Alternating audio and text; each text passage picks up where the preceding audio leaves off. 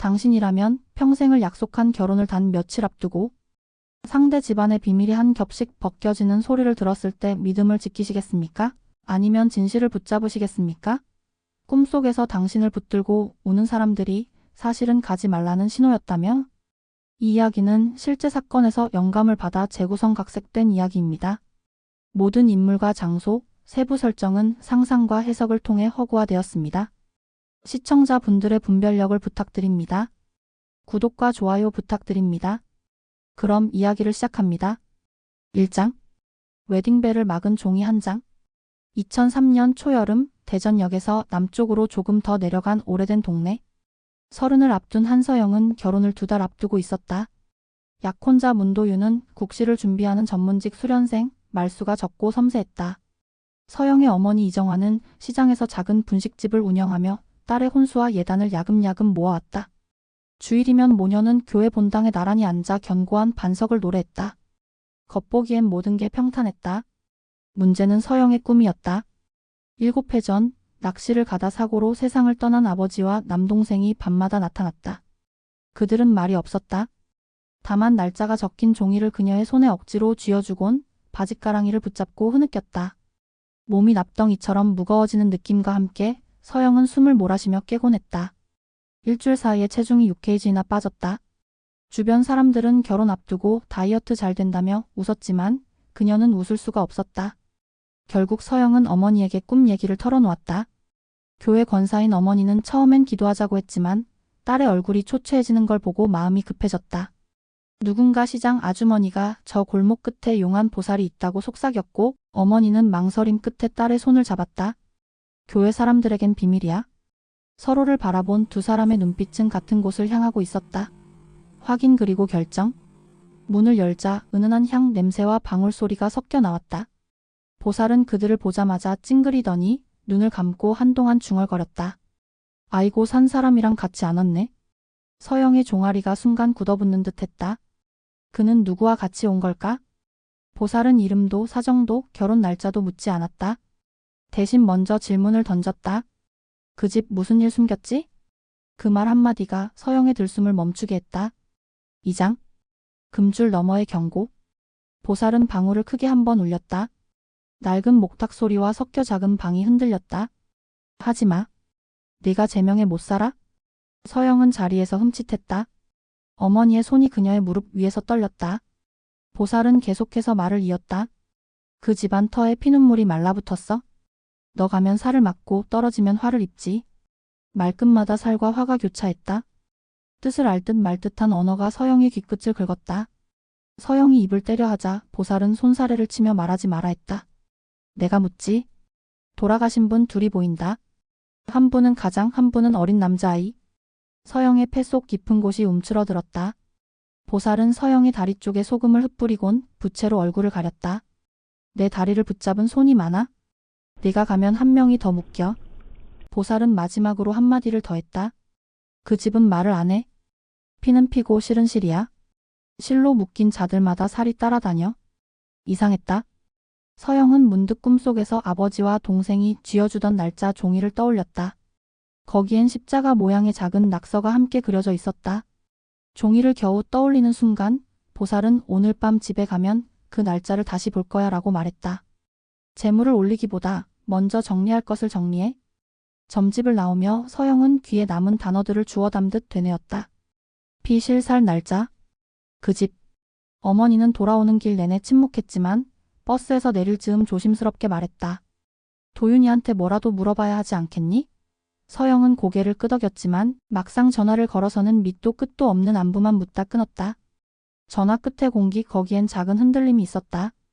그날 밤 서영은 다시 꿈을 꾸었다. 이번엔 아버지의 손이 종이를 더 깊숙이 쥐어줬다. 종이 모서리에 찍힌 도장의 윤곽이 선명했다. 날짜와 도장. 서영은 잠에서 깨어 TV 불빛으로 벽을 비추며 두 단어를 천천히 발음했다. 날짜 도장. 3장. 균열의 소리. 다음날 저녁 서영은 도윤을 불러냈다. 소박한 해장국집 한쪽 벽엔 2002년 월드컵의 붉은 티셔츠가 빛발했다. 서영은 음식이 나오기도 전에 물었다. 도윤아, 너희 집 무슨 일 숨기는 거 있어? 도윤은 젓가락을 멈췄다. 한 박자 늦게 억지 웃음이 입술에 걸렸다. 우리 집? 별일 없어. 아버지는 공장, 어머니는 가게 보조. 내가 알지? 평범해. 혹시 내 형제는? 난 외동이지. 대답은 빠르고 단정했다. 이 대화는 벽에 부딪혔다. 그러나 서영의 귀엔 작은 하품 소리 같은 숨이 들렸다. 거짓을 덮는 숨. 그녀는 더 묻지 않았다. 대신 다른 질문을 꺼냈다. 결혼식 날짜 우리 확정해둔 그날 혹시 변경해야 하는 사정 있어? 도윤의 눈동자가 공중에서 흔들렸다. 아니 왜? 아무것도. 집으로 돌아오자 현관 우편함에 두꺼운 봉투가 있었다. 모바일 청첩장을 알리는 시안과 예식장 계약서 사본. 계약서 구석엔 예식장 측의 빨간 직인과 함께 서영의 이름 옆에 찍힌 검은 도장이 보였다. 그녀는 그 도장을 본 순간 소름이 솟았다. 꿈속의 종이, 모서리의 도장 그 형태가 같았다. 더 기이한 건 계약서 비고란에 적힌 작은 날짜였다. 예식일보다 한 달 전 볼펜으로 덧칠된 숫자. 서영은 반사적으로 분식집으로 달려가 대조했다. 분식집 계산대 서랍 속 인감 케이스는 제자리에 있었다. 그런데 케이스 안쪽 패드가 젖어 있었다.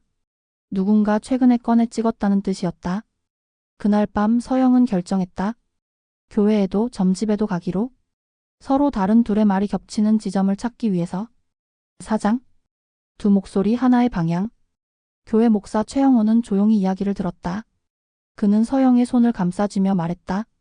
불안 자체보다 불안을 만든 구조를 보세요. 사랑이 진짜라면 숨길 이유가 없습니다. 약혼자와 함께 와서 축복 기도를 받읍시다. 그때 기록을 가져오세요. 계약서, 문자, 가족관계 증명 눈으로 확인합시다. 그는 점집에 대해선 논하지 않았다. 다만 어둠이 있으면 빛도 있다는 말을 덧붙였다. 그 길로 서영은 두 번째 점집을 찾았다. 이번 보살은 첫 집처럼 단정하지도 노련하지도 않았다. 남자 혈색이 안 좋아요? 물 조심. 평범했다. 서영은 자리만 데우다 나왔다. 오히려 첫 보살의 말 피는 피요, 실은 실이 더 또렷해졌다. 그날 밤 꿈은 형태를 바꿨다. 아버지와 동생이 종이를 쥐어주던 장면 뒤로 옅은 남자 목소리가 겹쳤다.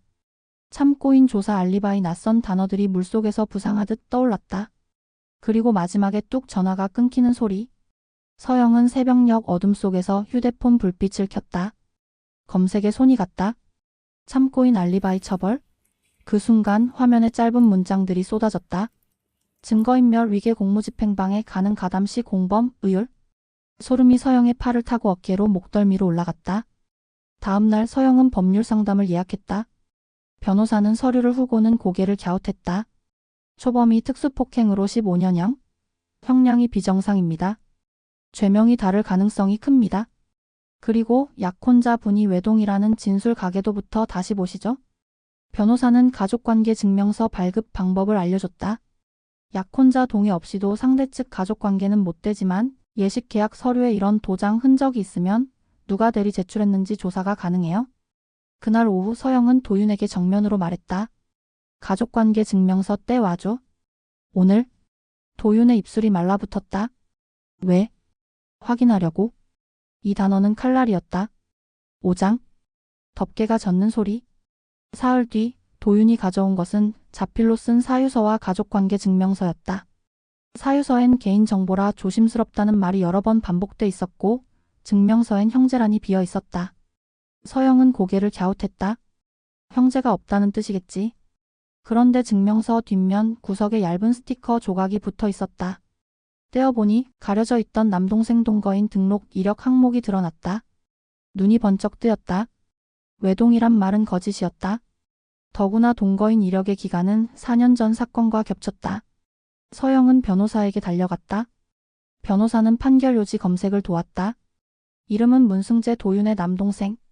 죄명은 중간간강간상의 재범. 형량 15년. 변호사는 낮게 휘파람을 불었다. 이 정도면 초범 특수폭행이 아니라 중범죄 재범이에요? 그리고 여기 보세요. 당시 알리바이 참고인으로 문도라는 이름이 오르락내리락합니다. 오탈자일 수도 있지만 가족이면 가능성이 높죠? 서영의 입술이 부르르 떨렸다. 그럼 도윤이 알리바이를? 변호사는 즉답을 피했다. 확인해야죠. 그는 조심스레 덧붙였다. 그리고 예식계약 도장은 상대 측에서 미리 서류를 돌리며 대리 진행했을 수 있어요. 예식장 쪽에 원본 열람 요청해 보시고요. 그날 저녁 서영은 어머니에게 모든 걸 털어놨다. 얼굴이 하얗게 질렸다. 다음 날 분식집 앞 골목에 낯익은 중년 남자가 서 있었다. 문태수 도윤의 아버지였다. 그는 대뜸 소리쳤다. 누구 아들을 파온 나무로 만들어? 손님들이 놀라 젓가락을 놓았다. 어머니가 손님 계십니다 라고 달랬지만 그는 가게 앞에서 며칠을 버텼다. 손님들이 끊겼고 분식집은 적자가 났다. 그제야 서영은 깨달았다. 점집의 말, 그 집은 말을 안 하고 행동으로 막는다. 서영은 마음을 굳혔다. 파혼하자. 그녀는 위약금 800만 원을 내가 내겠다고 말했다. 그러나 변호사는 고개를 저었다. 오히려 상대 측이 물 수 있어요? 은폐 강요 영업방에 카드가 몇 장 있습니다. 6장. 실로 묶인 자들. 변호사가 제시한 열람 자료에는 뜻밖의 문서가 있었다. 혼인신고서 사전 접수 미완료분. 제출자라는 문태수, 보증인은 박선희 도윤의 부모 이름. 그리고 서영의 인감도장이 찍힌 사본. 변호사는 말문을 열지 못했다. 이건 서류상 유효하지 않지만 의도는 뚜렷하네요. 당신 동의 없이 혼인관계를 끌고 가려던 정황. 만약 신고가 통과됐다면 배우자 진술거부권 등으로 사건에 개입하기 쉬워져요. 서영의 손끝이 차갑게 식었다. 꿈속 종이 그 종이에 있었던 건 결혼 날짜만이 아니었다. 도장의 윤곽, 혼인신고서의 모서리. 아버지와 동생은 종이를 쥐어주며 말했다. 가지 마라. 그 말의 뜻이 이제야 완전히 들렸다. 그날 밤 도윤이 찾아왔다. 얼굴은 상했지만 눈빛은 차가웠다. 왜 여기까지 하니? 서영은 조용히 물었다. 문승재가 너희 집에서 4년을 살았지. 그는 대답하지 않았다. 대신 숨을 쉬었다. 참고인 조사행 갔어? 그는 눈을 감았다. 아주 작게 고개를 끄덕였다. 아버지가 그땐 그게 가족을 지키는 길인 줄. 서영의 온몸이 떨렸다. 그 가족에 내가 들어갔으면 나는 무엇이 됐을까? 도윤은 대답하지 못했다. 그는 마지막으로 한마디를 남겼다. 날 믿어? 결혼하면 서영은 그 말을 끊었다. 믿음은 진실을 통과해. 내 말은 지금 그 문 앞에 서 있어. 그날 새벽 분식집 셔터에 칼자국이 났다. 어머니는 말없이 닦았다. 서영은 처음으로 어머니의 손을 붙잡고 울었다. 엄마 미안해.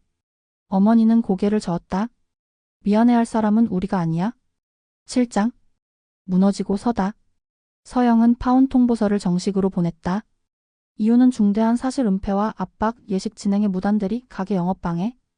변호사는 함께 내용 증명을 발송했다. 며칠 뒤 상대 측이 먼저 손을 들었다. 위약금 전액을 상대 측이 부담하는 선에서 합의가 이뤄졌다. 골목은 조용해졌다. 분식집 문턱엔 국물 얼룩이 말랐다. 서영은 결혼 소식을 돌렸던 사람들에게 번복을 알렸다. 어떤 이는 요즘 젊은 애들 너무 예민하다고 했고 어떤 이는 잘했다라고 말했다. 그녀는 부끄러움과 안도 사이에서 오래 서 있었다. 가장 무거운 밤에 그녀는 다시 그 꿈을 꾸었다. 이번엔 아버지와 동생이 말을 했다. 잘했다. 그리고 미소를 지었다. 바짓가랑이의 무게가 사라졌고 종이는 빛으로 흩어졌다. 다음 주일 서영은 교회에서 목사와 마주 앉았다. 죄는 숨길수록 잘합니다. 당신은 멈추었습니다. 목사는 짧게 기도했다. 서영은 기도 끝에 눈을 떴다. 자신이 울고 있었다. 저 제사를 한번 지내보려 해요. 아버지와 동생에게 밥을 차리고 싶어요. 목사는 잠시 망설였지만 고개를 끄덕였다.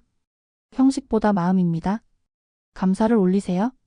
그날 밤 서영과 어머니는 작은 상을 차렸다. 국과 생선, 따뜻한 밥. 그 앞에서 둘은 아무 말 없이 앉아 있었다. 바람이 살짝 스쳤다. 촛불이 한번 흔들리고 다시 곧게 섰다. 전화기는 더 이상 울리지 않았다.